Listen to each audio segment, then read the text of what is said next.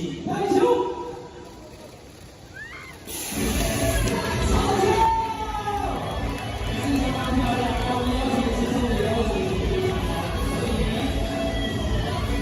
希望可以把这个好运带给我们今天的看者。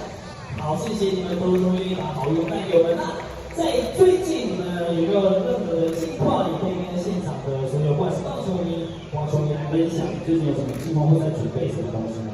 我觉得因为疫情的关系，所以我们在台湾的时间变得比平常更多，然后就是最近都在加强自己比较不足的地方，或者是平常比较没有时间做的事情，就趁这段时间好好去把握。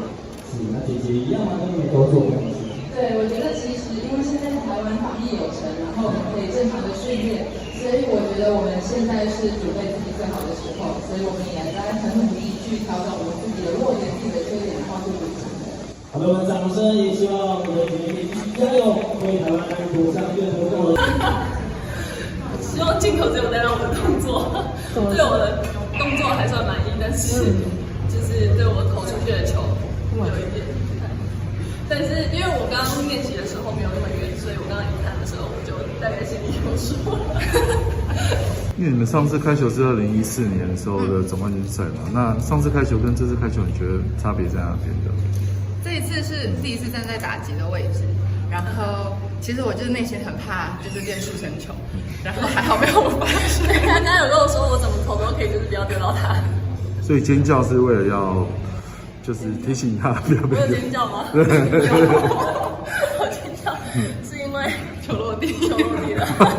那因为现在已经帮两队开球，有想要来一个大满贯，到时候可以看一下的。我觉得今天对，主要都是中华队人士的选手。然后我不知道，我觉得我们应该要先把自己的技术先练好，或者去帮人家开球，自己都有点不好意思。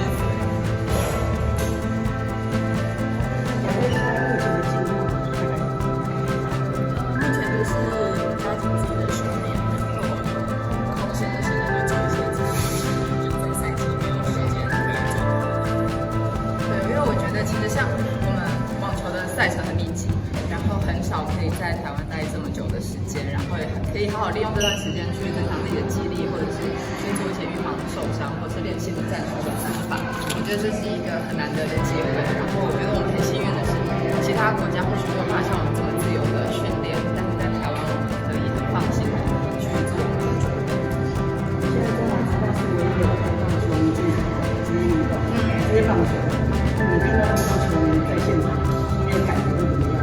在疫情期间，我就觉得台湾真的就是疫情做得很好，然后让大家可以正常生活。然后今天看到这么多球迷朋友就是很热爱台湾的运动，所以我觉得就是身为台湾的选手也是觉得很开心。